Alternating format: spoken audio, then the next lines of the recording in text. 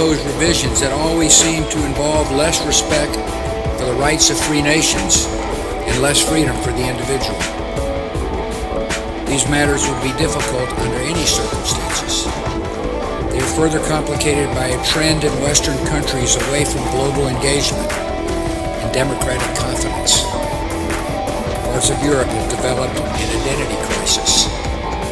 We have seen insolvency, economic stagnation, youth unemployment, anger about immigration, resurgent ethno-nationalism, and deep questions about the meaning and durability of the European Union.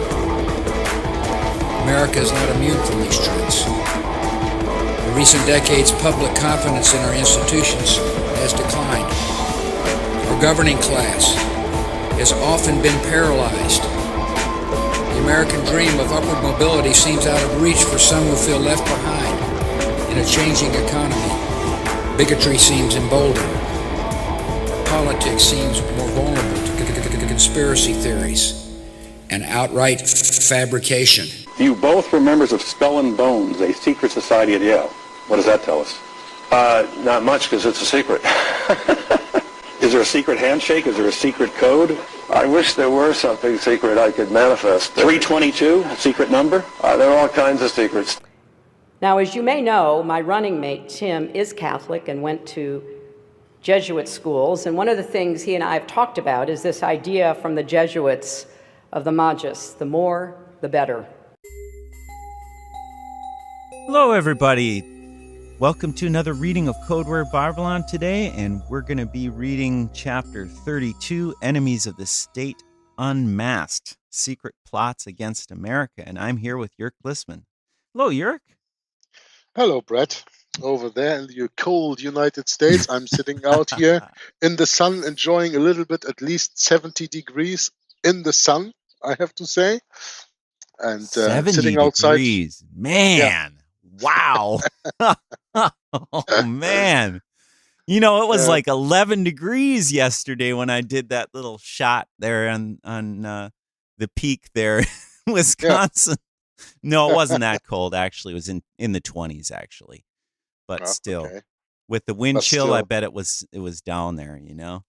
I hope that we have had our share of the winter time now, and that it's now really starting to get into spring weather. I mean, you hear the birds chirp, and oh, wonderful! It's just wonderful. Yeah. It's just wonderful. Sitting outside here on my terrace, the dog is at my feet. No I just doubt. showed you a little video on how it looks here. So yeah. So I'm sitting outside here enjoying myself, and when the sun shines in your face, you can even think much better and probably do a good broadcast on Codeword Barbelon. Oh, this is true. Absolutely. So we've come together today to read on page 316, as you said, chapter 32, Enemies of the State Unmasked, Secret Plots Against America, of the book Codeword Barbelon, 636, Danger in the Vatican, the Sons of Loyola and Their Plans for World Domination. I have to tell you, Brett, I'm quite intrigued how intense and deep this book sometimes really is. Oh, yes, me too. It's the same with the Griesinger book that I'm reading for the moment. And anybody who does not know what that book is, this is one of the books that Eric John Phelps used for his research for his book. Vatican Assassins. Vatican Assassins. Yeah, Wounded in the House of My Friends. Yeah. Yeah, that's one of the books that is very, very hard to get, and that he used for his research. And that's the book that I'm reading in German for the moment. And reading that one in German and this Codeword Barbelon together gives me such a deep insight into the Jesuit order. I think that I understand the Jesuit order better than many of the Jesuits themselves. if you wouldn't mind, you're excusing me just for a few minutes to go in the other room. I was on the computer last night, and I ran across an article on Eric Phelps' website that he talks about how, in his view, in Eric John Phelps' view, P.D. Stewart and Tupper Saucy both are Jesuit coadjutors? Yes. Yeah, of course. Everybody is a Jesuit coadjutor besides him. Yeah. Yeah. I mean, come on.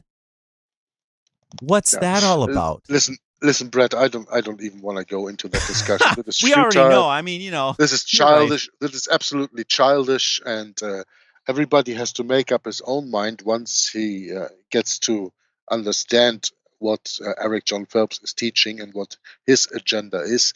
And as far as I know, I don't see an agenda behind the work of P.D. Stewart, and I certainly don't see an agenda behind the work of Tupper Saucy, who died in the meantime. I think it was in 2006 or something. What was really disturbing about it, Yerk, what was really disturbing about it was what he said at the end. So, well, yeah, you can come up with that, Brett. You just look it up. I'm going to start reading so that our listeners will enjoy the reading already of chapter 32. And go ahead. Whenever you come back, you just interrupt me, because I'm sitting outside here. You don't have to type anything in Skype because I don't see that anyway. Right. The screen is inside. I see the screen, but I can't read on it anyway. So I'll just let you know what I'm doing. So yeah, that's okay. That's all I'll be right back. I'm going to start reading now. The Enemies of the State Unmasked: Secret Plots Against America. Please. And we start with a quote by Sinclair Lewis. It Can't Happen Here is the book where this is taken from, that was published in 1953. And the quote goes, "When fascism comes to America, it will be wrapped in the flag and carrying the cross." Yeah, it will be wrapped in the flag. What flag, you ask? Well, you can answer that both ways. You can answer that with the flag of the United States of America, so that it is the enemy from within that will all of a sudden carry the cross and come out as an open enemy. Or, of course, you can say this is the flag of the Vatican, which ruled the United States of America all along without even your knowledge. And then we have a second quote that starts this chapter that is taken from John Fitzgerald Kennedy, spoken at the Columbia University on November 13th, 1963, just 9 days before his assassination. They say here 10 days, but his assassination was on the 22nd, and 13 plus 9 is 22, not 10. Anyway, the quote from JFK goes, "The high office of president has been used to foment the plot to destroy the Americans' freedom, and before I leave office, I must inform the citizen of his plight," unquote. Yeah, and now you can, of course, say, okay, when he says that is the reason that he was done away with, I can tell you in the meantime, there are so many reasons why they assassinated JFK. It's not only this one. There were multiple reasons why he had to go. He was just not adhering to the papal supremacy. And every president who goes against that is a president that has been taken out of the way. JFK was the last up to now that was assassinated in this way, but he was in a row of 5 or 6 presidents before him that have had the same fate. So P.D. Stewart starts in this chapter. "Danger, like a vast rock on a railway, lies before this people, and we are bound to swing the lantern of warning before their eyes." So wrote R.L. Delisser of the impending confrontation soon to explode upon the American people. Listen, says the Jesuit general, quote, "Let us bring all our skill to bear upon this part of our plan. Our chief concern must be to mold the people to our purposes. Doubtless, the first generation will not be wholly ours, but the second will nearly belong to us, and the third entirely," unquote. Yet, the American people, for the most part, are totally ignorant of these plans.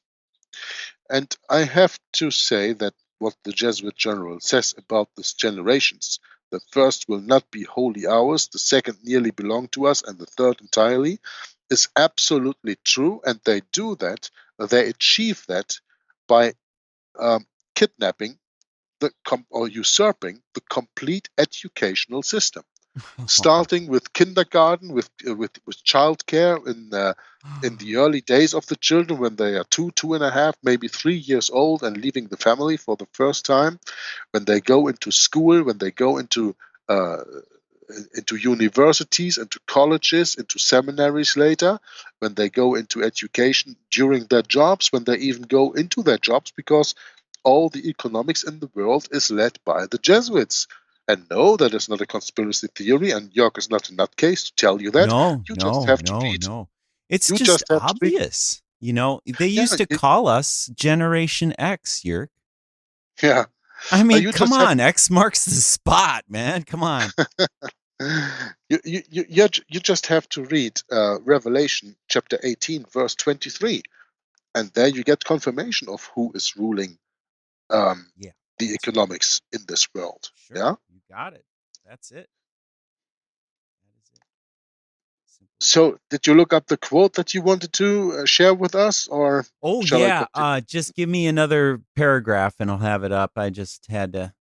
Well, let's see. Okay. Wait, no, it's right here. Okay, I got it here. Yeah, yesterday in our other broadcast, we were talking about George Washington, correct? Yeah. And here I'm on Eric John Phelps' website, and he says an accurate summary of his Freemasonic life. And it goes on. This paragraph is the link at the end of this article properly concludes that George Washington, the quote unquote father of the AV 1611 Reformation English Bible. How can he say What? this? Yeah, how can he say George this? Washington, the father of the King James Bible? Yes. That's what he's saying here. Theocratic Protestant and Baptist Calvinist Federal Republic of the United States of America, 1787 through 1868, was a low-level, generally inactive American Freemason. Washington was an enemy of the Illuminati, as stated by himself in a notorious letter written in the 1790s.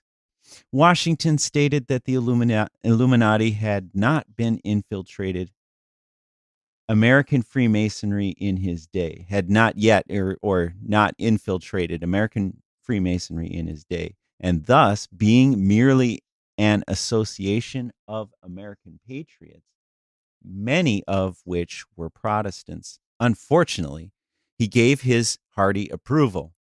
Washington did not consider Freemasonry a religion, thus ignorant of its occult essence, and regarded it merely as a gentleman's club for American patriots who were also anti-papacy, not anti-Roman Catholic people. Washington's boy general, the Marquis de Lafayette, was a Marquis de Lafayette. was a French Roman Catholic who hated the Jesuit order and warned of its threat to the American Republic. Yet he was also a low-level Mason.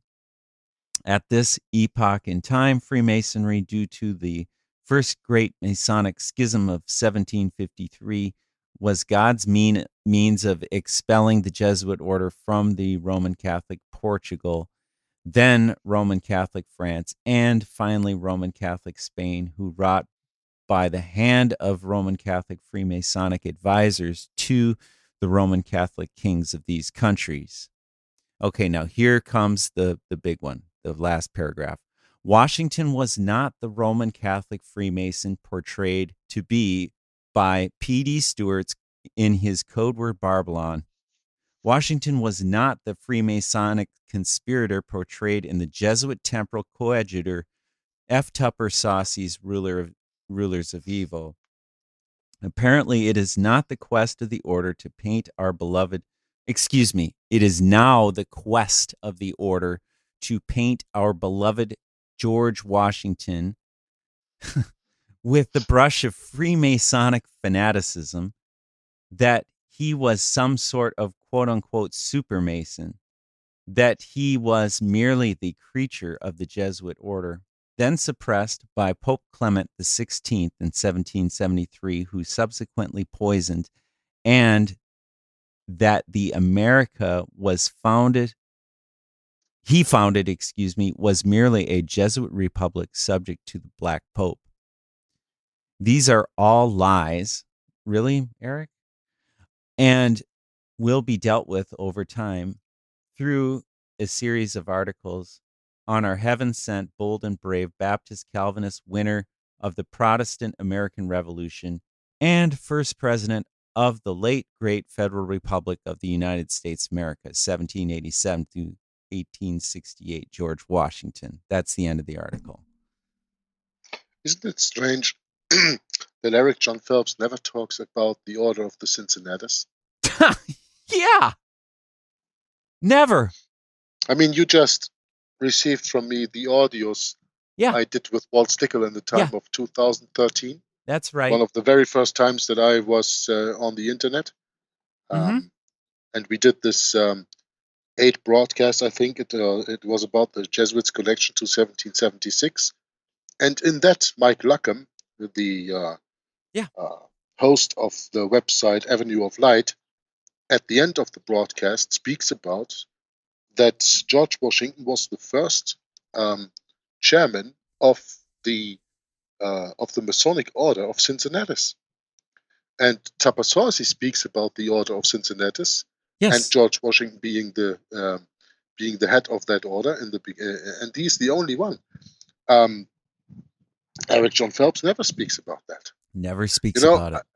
Eric John Phelps, and I don't even want to go into that anymore. But No. Eric John Phelps is accusing everyone of being a Jesuit coadjutor, and by that, of course, turning away from himself. That is exactly the same policy that the Roman Catholic Church does, pointing to a future Antichrist, while the Antichrist is in the midst themselves. Yeah. And that's the same policy that Eric John Phelps does. And there will always be people who will be betrayed by his teaching, but there are also some people who say, how this guy contradicts himself all of a sudden. George Washington being a Calvinist Baptist, but on the other hand, he was a member of the lodge. And I mean, look at the picture when he lays the groundstone of the Capitol. He is in Masonic regalia. So whether he was a practicing Freemason or not is not the point. He was in the Freemasonic regalia when laying the groundstone to the Capitol, and that must have had any connection to the Masonic order. And to be a Freemason is absolutely contradictory to be a Christian according to the Bible. So you don't need any more proof than that. Eric John Phelps seems to me, when I hear what you just read, like a little child that is thrown into the water, that cannot swim, and that is battering all around, jumping all around in the water, just trying to stay above water, treating with the feet and wobbling with the hands and trying to get his head above water. Eric John Phelps reminds me of a sinking ship. Yeah. He knows that his time has come, and now he kicks left and right, front and back, everything that he can hit, without taking into consideration that there are some people outside that do their own research and that will see through the deception. Yep, that's right. To me, it is absolutely no question who is the Jesuit coadjutor between P.D. Stewart, Tapasausi, and Eric John Phelps. Absolutely right. Me too. No, I don't have any knowledge of P.D. Stewart's life. I don't know anything about him. He is not to be found on the internet very easily and not to be researched very easily. He may be a Jesuit coadjutor. I don't say that, because the books that he wrote, the one that we are reading right now, Codeword Barbelon Volume 1, Codeword Barbelon Volume 2, and the one that we are awaiting for almost 2 years, Lord Francis, Pope of the World, these books are giving a very, very deep insight into the structures of secret societies. And sometimes these people have, of course, to have sources within these secret societies that provide them with the information, like Eric John Phelps does. Eric John Phelps, for himself, says out openly that he has Jesuit connections that give him the information. Yep. And why would a Jesuit ever give freely, without charge, and without any strings attached, give the information to Eric John Phelps that he can publish that? One just has to ask themselves that. That's probably because he gets something back.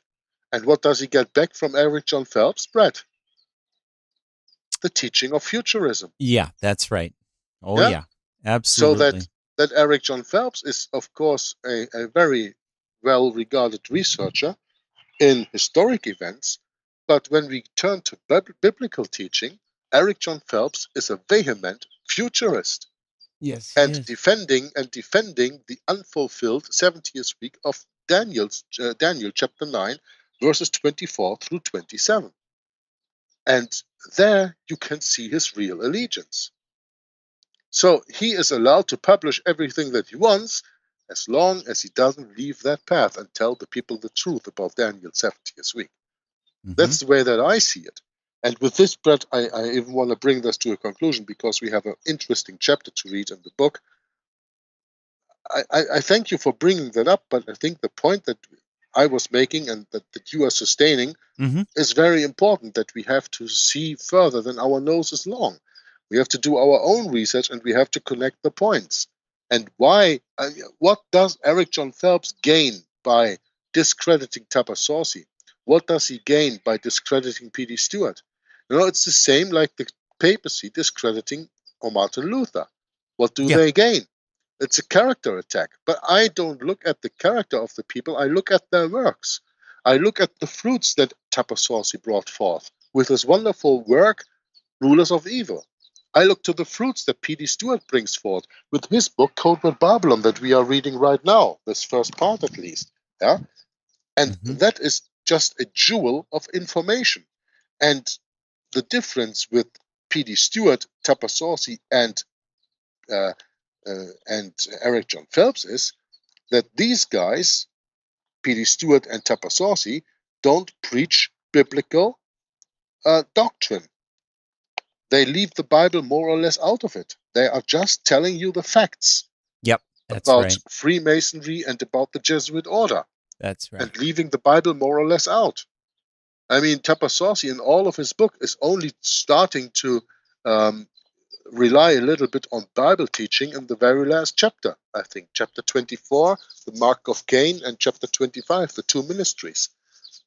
And for the rest, he is not even touching on the Bible. P.D. Stewart, I haven't seen touching on the Bible in the 316 pages we have read up to now. I don't say that he is not a biblical Christian. I'm just saying he leaves that more or less out of this book. He's dealing with the facts, the research and the documented facts that we are reading in this book. And that's what this is all about. And Eric John Phelps mixes the two together. Well, I just think it's really, he's got some real issues here, because he's, in these two articles that I have, Jörg, at the end of this other article, he is thanking God that Saucy has gone to his place. In his own words here, he says, "Thank God Saucy has gone to his place." I mean, what an awful thing to say. Yeah, you're almost admitting you're thankful he's dead, Eric. Yeah, I mean, come on. That's what he does. It's sick. This is sick. So I saw this last night, and I says, well, I got to just share this with Jörg tomorrow. Sure. And since we just covered that, and I mean, you and I are right on the same page with Eric Phelps, because, he can't be saying that the 70th week is future and yet think he's outside the realm of Jesuit teaching. I'm sorry. It doesn't work that way. No, it doesn't. No. So, yeah, it's just one of those things you just kind of bang you're noticing he's like banging his head against a concrete wall or something. Of course, he worked with concrete and and all that, so no surprise, I guess. To bring this discussion to an end about the so-called American founding fathers, George Washington was maybe one of the founding fathers. And even if he wasn't a Freemason, now let's just assume that Eric John Phelps is right. He is not, but let's just assume he is. George Washington was only one of the so-called founding fathers. So he was surrounded by people who are absolutely proven deists by Freemasonry and led by Jesuitism, like Thomas Paine, like Thomas Jefferson, like all the other founding fathers. Because how many you got, Brad? Mm-hmm. I don't want to name all these guys. No, oh, there's tons of them. Yeah. That's more your domain. Right, I know. The people that are taught in the schools, these are our founding fathers. Well, George Washington that's is right. only one of them. Yeah, he's just one. He's but a just very one of important them. one. So what does that prove then? Even if, let's just say, for the sake of the argument, even if Eric John Phelps would be right about George Washington, does that take anything away of the situation the Jesuits created in founding the United States of America? Does that take anything away of the fact that all three Carols were heavily involved in founding Nope. that nation? Nope. It And that doesn't. all three Carols, doesn't. Daniel, Charles, and John, were up to 26 years educated in most of the time St. Omer and other elite Jesuit schools over here in Europe? Does that take anything away from that fact? Nope. Does Doesn't. it take anything away from the fact that the Bible describes the United States of America as the second beast in Revelation 13? Nope.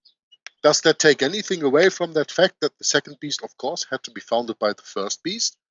Because a beast doesn't arise out of itself. Yeah, that's right. Yeah. Yeah. That's all Yeah? good points. All So- of them. Strong points. So this discussion Eric John Phelps starts is absolutely futile. Let him have his George Washington. I give him his George Washington on a silver platter. Okay, he's not a Freemason. Deal with it. I don't care. But what do you do with all the other facts? Oh man. Yeah, it's really something, isn't it? It's You know, this is like the discussion of the flat Earth. yes. I it just is. had a video comment because I was watching a video Mhm. and that also dealt about the flat Earth, and I said I don't care if the Earth is flat or the Earth is round. It only deflects from the real interesting issues. Does anybody know who the Antichrist is? Yeah. And of course, somebody answered me and said, "Yeah, but the Earth is so important. It's a Jesuitical lie that the Earth is round." And I said, "Well, you can jump all the way that you want on that fact. The point is, most of the people don't even know who the biblical, historical, and prophetic Antichrist is, and that is really a salvation issue. Exactly. Read the because Bible. It doesn't Learn help the- you. It doesn't help you to go No. into heaven to know that the Earth is flat or the Earth is round, but it helps you to know who your enemy is and who Jesus Christ is, who they try to cover with their false teaching of the Yeah. futurist Antichrist. Yeah. That is a Salvific issue. Yeah, Huh? it is. It is. And It is. that's all that I have to say to these flat earthers. And Very whether good. the Then Earth we'll is flat or continue. the Earth is round. Yeah. Yeah. Whether the Earth is flat or the Earth is round, that doesn't change our salvation. You know? No, Yerk and I have course. had this discussion for a long time, and I've come to the same conclusion. It just only furthers the problem. We focus on something else rather than really what the problem is. Yeah. Yeah. It's just a distraction from It's the a distraction. really important point. Yeah. Yeah. And I'm sick You know, of it. I am so sick of it. As long as the Bible says in the book of Joshua, I think it is in chapter 12, if I'm not mistaken, or chapter 14. I don't know that by heart, and I don't have my Bible here because I'm sitting outside on the terrace right now. Oh. But Yeah. in Joshua, it says that Joshua commands the sun to stand still That's and right. the moon to stand still. Yes. So we cannot live in a solar system as we are taught, and the earth has to stand still because otherwise he cannot command the sun to stand still. And God let the sun stand still. The sun didn't stand still because Joshua said it, but because God listened to his command. And it is even written that that was the only time that God hearkened to the voice of a man. Yeah? Hmm. So whether the earth is round or the earth is flat is not said in that part, but we know from that part of the book of Joshua that we have a geocentric system, Mm-hmm. that everything evolves around the earth and not the earth around everything else, and that it is possible to make the sun stand because God listened to the word of man when he asked for a prolonging of the day, because that's the time they needed to defeat their enemies, Israel, at that time. You know? Wow. And I'm not going any deeper into that discussion. But when you don't understand even Joshua, where he commands the sun to stand still, and from that point you don't understand that we live in a geocentric system and that there is something totally wrong with the solar system taught in the complete system, well, then it's up to you. And Mhm. whether the earth is flat or is round doesn't play any role in that. In other words, the creation is as complex as you want to make it. But do you really want to spend all your energy on the creation? That's the point. Oh, better enjoy the creation and thank the Creator for that you can enjoy the creation. Exactly. Yeah, that's a lot better. I like Instead that. of analyzing it from one to the next point. I mean, you don't gain anything with that. No, I don't. I don't gain anything from it, Yerk. So No, I mean the listener. I was nah. talking to the Yeah, listener you're of the right. video. You're You don't right. gain anything with that. No. So let's return to the book here. That was quite an excursion we did there. Huh? Yeah. Oh, once in a while you need to do these things. Yeah, absolutely. It's no problem. Clear It's things up nice a that little you. bit. It's interesting that you brought that point up, especially that mentioning on George Washington. Mm-hmm. But my opinion on that point is absolutely clear, and I think I made my point at least when I said, okay, I give you George Washington. I know that it's not true, but I give you that. What you gonna do with the carols? He never mentions the carols, Eric John Phelps. Oof. Huh? And therefore, again, read the book, The Ark and the Dove by J. Moss Ives. It's full of the carols, especially Yeah, Charles. listen to Tom's broadcasts on the archive there. Yeah, for sure. Yeah. It's what was it in March 2010? Yeah. Yep. How far are we already into the video? Because I lost sight of the time. Oh, no problem. We're only a half hour in or something. Oh, okay, so I can start reading now on the second paragraph then on page 360. I think so. Yeah, please go Okay. ahead. The former Catholic priest Charles Chiniquy warned repeatedly against the all and singular intention of the Jesuits. On May 2nd, 1493, Antichrist Pope Alexander VI issued a bull, quote, ceding to the Spanish sovereigns the rights, privileges, and indulgences in respect to the newly discovered regions of America, thereby granting with the stroke of a pen the entire continent of America to Catholic Spain. Sadly, these facts are hidden from the American people, who derive much of the history about their great country from the reading of sanitized textbooks, encyclopedia clippings, magazine articles, and television, rather than from primary sources.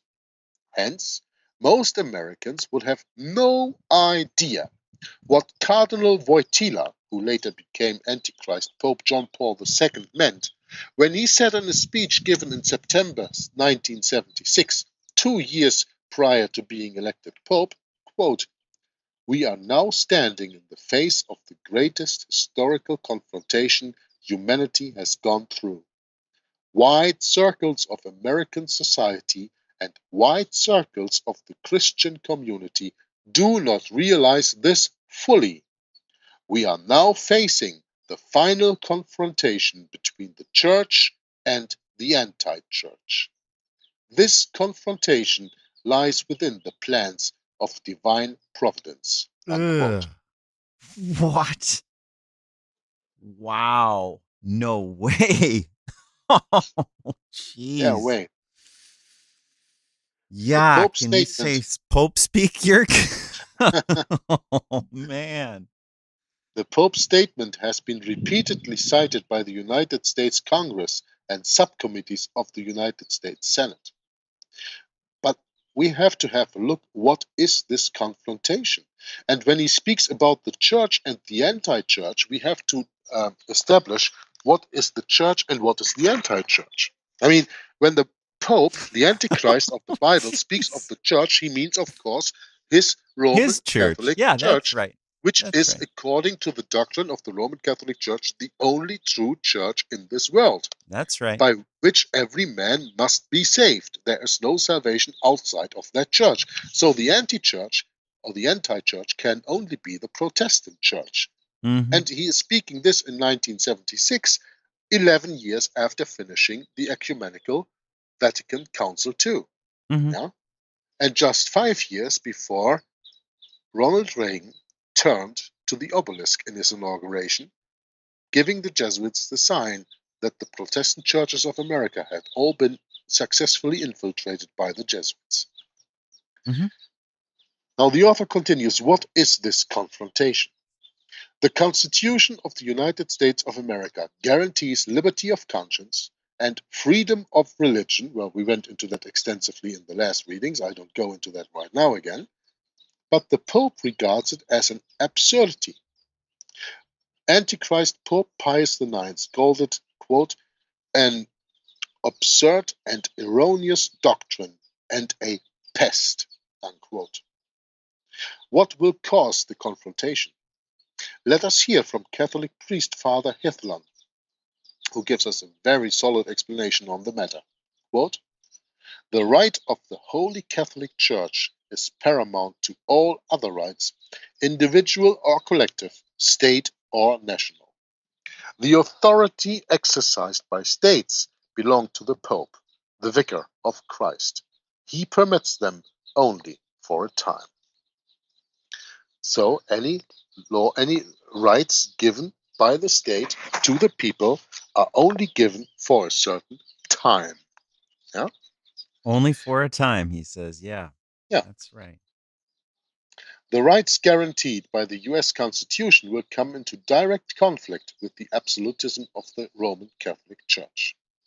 And if nothing else, 13 centuries of Romanism has taught us that religious intolerance is the bulwark and foundation of the papacy. This leading fact, so often ignored, requires constant repetition. We forget it at our peril. It is true that the Catholics in America take an oath to honor and uphold the Constitution of the United States, but it is equally true that they also take another secret oath to the Pope that absolves them from the former oath to America. This oath reads, in part, quote, I likewise undoubtedly receive and profess all other things delivered, defined and declared by the sacred canons and general council, and particularly by the Holy Council of Trent. And I reject and anathematize all things contrary thereto, and all heresies which the Church hath condemned, I rejected and anathematized. Unquote. Trent denied every Reformation doctrine, including the right to freedom of conscience, the freedom of religion, and further, it anathematized all who do not accept the earthly authority of the Pope. And as we read earlier, anyone who is so anathematized is automatically deemed a heretic and may be killed anywhere, anytime, by anyone, by any means. We had a little discussion yesterday in our Bible study where I mentioned that there are actually only two absolutely basic pillars, important councils of the Roman Catholic Church they adhere to still today. The first is the Council of Nicaea in 325, and the second is the Council of Trent between 1545 and 1563. And Brett and Tom both agreed with me. Those are the pillars the Roman Catholic Church is built upon. Now, if my Catholic reader demands to know why we here present these facts, we ask, are you a faithful Roman Catholic? A faithful Roman Catholic? Or are you just doing lip service? And do you accept the doctrines and dogmas of the Council of Trent? If you answer affirmatively, then you are an enemy of our liberty and of our peace, for you agree to anathematize us and call down the wrath of God upon our heads. Therefore, it is not in your mouth to say we are unfair or accuse us of anti-Catholic sentiments. A man cannot demand of others what he is not willing to give himself. On this, I hope, we can agree. The ex-Catholic priest Charles Chiniquy warned, quote, there is a fact to which the American people have not yet given sufficient attention. A fact, says Chiniquy, which has fallen on the ears of deaf men. Unquote. Chiniquy was no ordinary priest. He was professor of belles lettres. That's nice letters if you translate that into English. At the College of Nicolet in Canada until 1833. In 1851, he established an extensive Roman Catholic colony at Kankakee, Illinois, in the United States of America, and served with distinction as a priest for 25 years. What is the fact that has fallen on deaf ears? In 1772, the man who was to become the first Catholic archbishop in America, the Jesuit, 26 years of training in St. Omer's, most and for all in Europe, John Carroll, was appointed by the Jesuit general Lorenzo Ricci as the prefect of sodality. What, you ask, is a sodality? A sodality is a secret, usually lay fraternity within the Catholic Church. Now, what does the title prefect of sodality mean? The New Catholic Encyclopedia explains, quote, a chief organizer of laymen for the promotion of some form of social action, unquote. Now, what form of social action, we ask? In the army of the Roman Catholic Church, the sodalities are the paramilitary, the ordinary priests, the regular army, while the well-drilled Jesuits are the crack troops, or Minutemen, the Pope's stormtroopers, ready to spring into action at a moment's notice, to do, quote-unquote, God's work. Do you remember what Jesus said about people think they are doing God's works? Oh, yeah. They will put you out of the synagogues, and they will even try to kill you and think they do God's work. All sodalists are required to undertake similar rituals as the Jesuits, quote, an examination of conscience, not unlike that of the Jesuits themselves, a 5-step method based on the spiritual exercises of Loyola, unquote. The sodalities have a long history of affiliation to the Jesuit order. For example, the sodality of the Sacred Heart, or Confraternity of the Sacred Heart of Jesus, which extends throughout the world, was established in 1729 by the efforts of Jesuit father Joseph Galifetti. The work carried on by the Jesuits through the sodalities, particularly that of Prima Primaria, has been completely overlooked by those who study the Society of Jesus. Indeed, so far as I am aware, it has never been adequately described by any non-Catholic writer in recent times. The first and greatest sodality, the mother of them all, is the sodality of the Blessed Virgin Mary, also called the primary sodality, or prima primaria. It was founded in 1563, so that is at the end of the Council of Trent, at Rome, in the Roman College of the Jesuits by Jean Leunis, who was received into the Society of Jesus by Ignatius Loyola himself on January 13th, 1556, the year Loyola died, by the way. In 1584, Antichrist Pope Gregory XIII, who we owe our calendar of today to, issued the bull Omnipotentis Dei, recognizing Father Leunis' sodality as the prima primaria, the primary congregation to which all other sodalities or confraternities were to be aggregated under new rules. Thus, since 1584, then, all the sodalities throughout the world have been under the ubiquitous hand of the Jesuits, through the Jesuit sodality of the quote-unquote the Blessed Virgin Mary, aka Prima Primaria. E. Mullins, a Jesuit, writes, quote, the new rules annulled all others and were to be observed henceforth. By all sodalities, the importance of the new rules can hardly be exaggerated.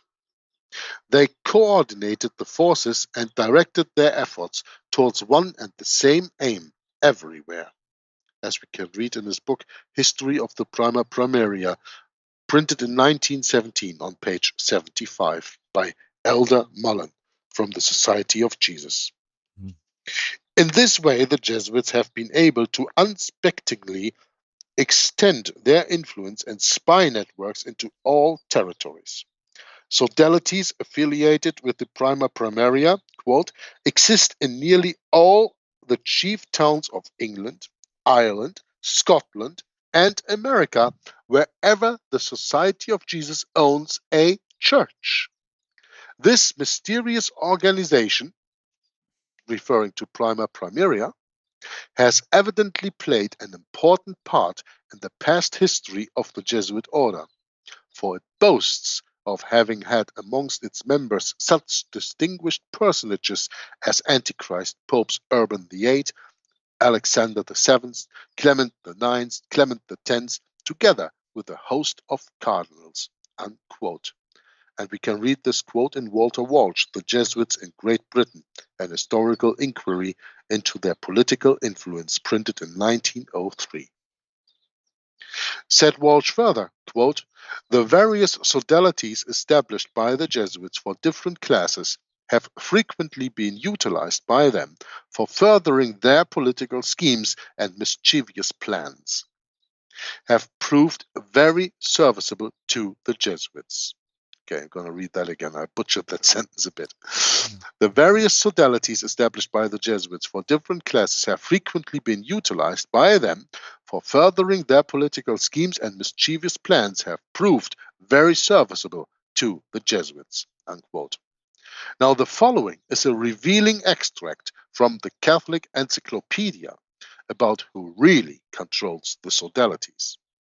Quote, and this is from the Catholic Encyclopedia, volume 14, printed in New York, 1912. So that's probably one that I have here in my closet, Brad, because you sent me the whole wonderful Catholic Encyclopedia printed between 1907 and 1913. Mm-hmm. So I probably have that there. I don't go into my bedroom now and look that up. But no, you don't need to. It's right here. I believe that it is there, so I'm going to read the quote in this book of P.D. Stewart. From the Catholic Encyclopedia, Benedict XIV, by a brief of 8th of September 1751, granted the Jesuit general authority to unite with the Roman main sodality, Prima Primaria, other sodalities of either sex. Pope Leo XII, on March 1825, granted the Jesuit general the right to unite all sodalities, even if they existed outside of Jesuit houses. On December 8th of the same year, the general of the Society of Jesus approved new general rules for the sodalities under Jesuit direction, meaning the leadership of the Jesuits. Wherever the Society of Jesus went to establish colleges or missions, a sodality was soon erected in that place. Membership rose to many hundreds of thousands. After the restoration of the Society of Jesus, meaning 1814, sodalities grew enormously. In the 50 years after the declaration of the dogma of the Immaculate Conception in 1854 by Pope Pius IX, Pio IX, nearly 35,000 new sodalities were united with the Roman main sodality. In the year 1910 alone, 1,132 new sodalities were established, of which 178 were in North America. Emperors, kings, and princes have been zealous members of sodalities, include among their most faithful members the greatest and noblest men of every position in life, generals and scholars of the highest rank. Sodalities are nurseries for youth. Unquote from the Catholic Encyclopedia. This is heavy stuff, eh? Yeah, it This is. really heavy stuff. It sure is. These sodalities are not mere social clubs. They are not mere prayer groups. They are all secret societies or confraternities with their secret mission, pledges, and oaths. Some 35,000 new sodalities were formed since 1854. These are sodalities of priests, of nobles, of merchants, of workingmen, of clerks, of married men, of unmarried men, of soldiers, yes, soldiers, etc., all affiliated to the prima primaria sodality in the Roman College of the Society of Jesus. The sodalities affiliated to the prima primaria include female sodalities, such as the Children of Mary or Figli de Maria. Nor are the sodalities confined to the upper ranks of society. Special sodalities exist for different classes of society, says Walsh in page 340 of his book. The Jesuits have established sodalities of young men in every city in America. Every city. The city of New York had its Catholic Union, and closely allied to this, though more limited in its objects, was the Xavier Union. Each sodality has hundreds, and in some cases thousands of members around the world. So we see, as the Catholic peer Lord Montagu said, quote, "The Roman Catholic Church is the largest secret society in the world, beside which Freemasonry is just a pygmy," unquote. And to whom do these sodalities and guilds owe their allegiance? Do you really have to ask? To the Constitution of America, maybe? The Catholic Church says so. Quote, "If the Pope directed the Roman Catholics of this country to overthrow the Constitution, sell the nationality of the country, and annex it as a dependent province, they would be bound to obey." Unquote. How is this possible? The Catholic Church holds the consciences of its subjects in the United States by the confessional, and thus destroys their freedom. By the confessional, the priest obtains dominion over the conscience, and there is an end to personal liberty. The confessional gives to the priest a thorough knowledge of the character of his victims. Lord Denbigh's famous declaration is as true as it is instructive. Quote, "I am a Catholic first, an Englishman afterwards." Unquote. Thus, in the sodalities, we have a sprawling, federated republic in miniature, a mini-state inside America, whose economic, civic, and social ideals are directed by Rome, by the Antichrist. Now, I just want to go a little bit into, we mentioned here the confessional. And there's a very, very important and interesting book out that is called The Woman, the Priest, and the Confessional, by the author Charles Chiniquy. Yes, the same Charles Chiniquy who wrote 50 Years in the Church of Rome. And that book has been read by Tom Friess on First Amendment Radio, and you can listen to that if you have access to the archives, in the archives of 2009.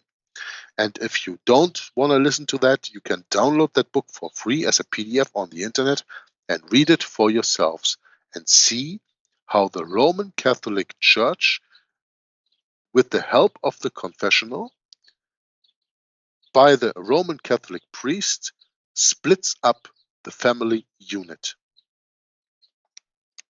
I don't go even further into that. Do your own research. That is a very important and interesting book. In one of my shows on Hour of the Truth, I read, I think, chapter 3 of that book, because it was a very interesting story about a woman who dressed even as a man to follow her priest as a lover all her life. Very interesting chapter to read. And there, of course, you can see what grip the confessional has on the minds and the conscience of the people. That is why, Brett, it is so important that we always remind ourselves that God should be the Lord of our conscience. Mm-hmm. That's right. And the Creator God can only be the Lord of our conscience when we know Him. And that means that we have to study his word. And his word is the uncorrupted 1611 King James Bible. And we always have to remind ourselves of that fact, that we have to have that book, that we have to study that book over and over again, and that by that we have a conscience that is not of our own, but that is by our Creator. Because otherwise we fall for the deception, and we will make a man, the Pope, the Antichrist, the Lord of our conscience. So, we continue in the next part of this book. Sodalities, the Vatican's lay spy network.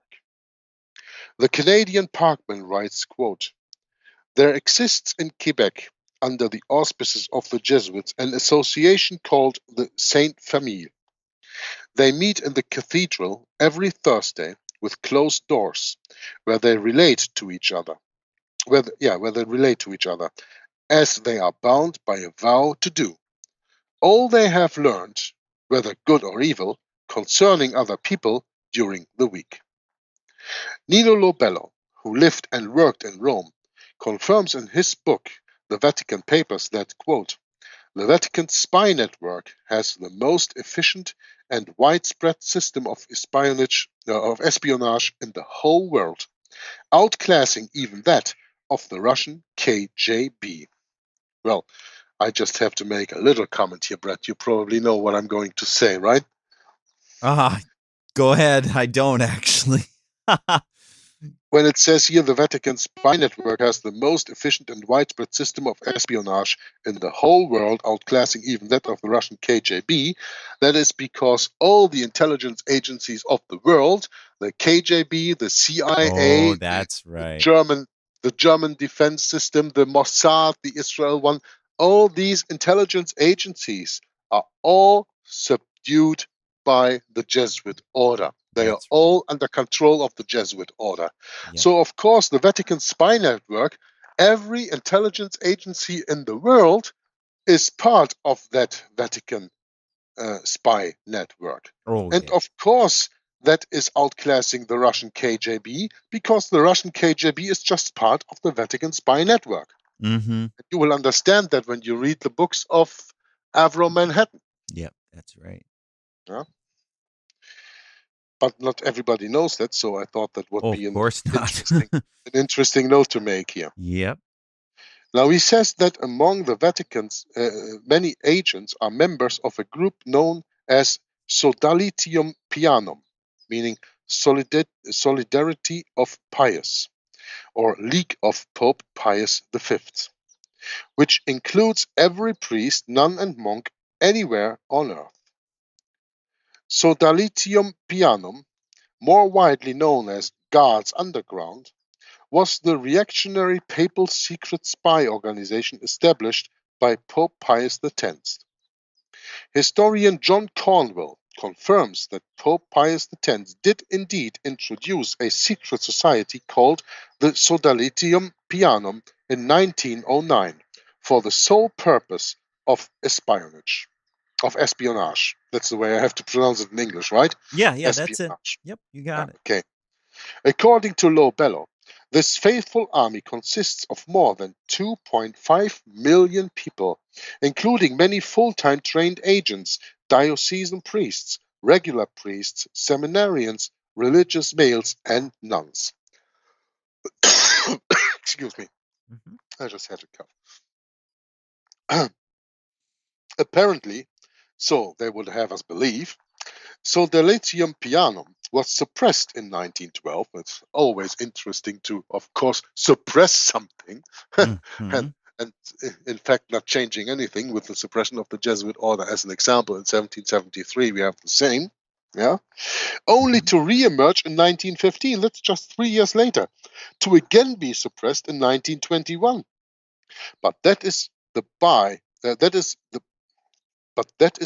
by, or as Tapasauci probably calls it, a blown cover as cover. Mm-hmm. Right. In a letter dated January 25th, 1925, the Jesuit General Vladimir Ledakowski described the key role of the sodalities. Quote, "The sodalities directed by Jesuits and by others who might wish to have recourse to them help in the forming of new sodalities to be a center of information and to encourage the exchange of news items." Unquote. The exchange of items of news is a euphemism for spying. Notice that Jesuit General Ledakowski speaks of the sodalities as being one big center of information for the exchange of news items. These items of information the members glean from their various places of work, education, and even residence. Indeed, says Antichrist Pope Benedict XIV, quote, "It is almost incredible what results have sprung from this pious and praiseworthy institution," referring to the sodalities. Unquote. The next part of this chapter is called Catholic Action. Danger ahead. Stop. Look. Listen. In 1948, the Apostolic I'm sorry. I have to interrupt. I said I would be at my neighbor's at 10:15. It's 10:15 right now. Okay. I don't have a clock here. I'm just walking down my terrace up and down here while reading. I bet you are. There's a lot of detail. We're well in the swing of this now. I mean, I hate to break this up, but well, it's okay. When we have reached about an hour of broadcast, it's okay. And we're going to keep this Catholic Action then for the next time, Brett. And yes, Catholic Action. Still have a few pages to go. It's just 1, 2, 3, 4 pages of this chapter, and then we go into the next one. And, well, we'll see. That reminds me of something. You know, this Catholic Action, Jörg, wasn't there, what was it? In Yugoslavia, they had the Catholic Action there. What was the name of that again? Ustashi? Doesn't that mean Catholic Action? No. You have Tom explains the Catholic Action very well while reading his book, The Global Vatican. Yes. You have the soft power and you have the hard power. Yep. And that is Catholic Action. When the Catholics go into action, they choose whether the soft power or the hard power. Got it. And Tom explains that very well during his reading of the Global Vatican. Okay, thank you. Yeah, cool. No need to thank. All right. No, it's good. It's research. You know, none of us can retain everything, Jörg. It's just too much. That's true. It's good to That's why we are called the body of Christ, Brett. Yep, that's right. Everybody plays his little part, and we all together are the body of Christ. That's right. Okay, thanks for the invitation today, for the reading. I very much enjoyed myself, certainly sitting outside or running outside here on my terrace in the sun. Yeah. And you go and help your neighbor, and we'll see if we talk later today again. Let's see what the day will bring. Sounds good. To our readers, to our readers of the book who follow the reading of the book, who follow watching these videos and listening to these videos, I just want to say, never ever forget to, first and for all, do your own research, and second of all, base all your research on the 1611 King James Bible. And then you will see through the deceptions even people like Eric John Phelps throw at you when you are standing firm on the rock that is Jesus Christ. Until next time, Jörg from Jogger 66 signs off. Maranatha. Bye-bye, everyone. We'll see you then. See you next time. Bye-bye.